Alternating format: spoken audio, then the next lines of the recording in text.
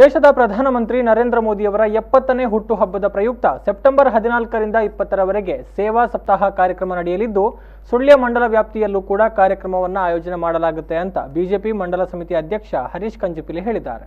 ಸುಳ್ಯದಲ್ಲಿ ಪತ್ರಿಕಾಗೋಷ್ಠಿ ನಡೆಸಿದ ಅವರು, ಕೇಂದ್ರದ ಸೂಚನೆಯಂತೆ ಕಾರ್ಯಕ್ರಮ ಆಯೋಜನೆ ಆಗ್ತಾ ಇದೆ. ಮಂಡಲದ ವ್ಯಾಪ್ತಿಯಲ್ಲಿ 70 ಮಂದಿ ದಿವ್ಯಾಂಗರಿಗೆ ಕೃತಕ ಅಂಗಜೋಡಣಾ ಉಪಕರಣ ನೀಡಲಾಗುತ್ತೆ. 70 ಮಂದಿಗೆ ಉಚಿತ ಕನ್ನಡಕ ವಿತರಣೆ, 70 ಆಸ್ಪತ್ರೆ ಅಥವಾ ಬಡ ಕಾಲೋನಿಗಳಲ್ಲಿ ಹಣ್ಣು ಹಂಪಲು ವಿತರಣೆ, ಕೋವಿಡ್-19 ಪ್ರಭಾವಕ್ಕೆ ಒಳಗಾದವರಿಗೆ ಪ್ಲಾಸ್ಮಾ ದಾನ, ಯುವ ಮೋರ್ಚಾದಿಂದ ರಕ್ತದಾನ ಕ್ಯಾಂಪ್, ಬೂತ್ ಮಟ್ಟದಲ್ಲಿ ಪರಿಸರ ಕಾರ್ಯಕ್ರಮ, ಗ್ರಾಮೀಣ ಭಾಗ ಹಾಗೂ ಸಾರ್ವಜನಿಕ ಸ್ಥಳದಲ್ಲಿ ಸ್ವಚ್ಛತಾ ಅಭಿಯಾನ ಹೀಗೆ ವಿವಿಧ ಕಾರ್ಯಕ್ರಮಗಳನ್ನು ನಡೆಸಲಾಗುವುದು ಅಂತ ಹೇಳಿದರು.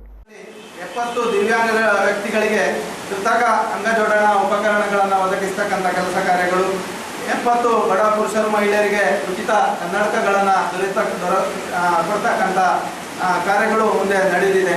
ಹಾಗೆ ಸ್ವಚ್ಛತಾ ಕಾರ್ಯಕ್ರಮಗಳು ಇರುವುದು ಅಥವಾ ಸ್ಥಳೀಯ ಆಸ್ಪತ್ರೆಗಳಲ್ಲಿ ಏನು ರೋಗಿಗಳಿಗಾಗಿರ್ಬೋದು ಅಥವಾ ಕಾಲೋನಿಗಳಿಗೆ ಅಲ್ಲಿ ಹಣ್ಣು ಹಂಪಲುಗಳನ್ನು ವಿತರಣೆ ಮಾಡ್ತಕ್ಕಂಥ ಕೆಲಸ ಕಾರ್ಯಗಳು ಈ ಸೆಪ್ಟೆಂಬರ್ 14ರಿಂದ 20ರ ನಡುವಿನಲ್ಲಿ ಆಗ್ತದೆ.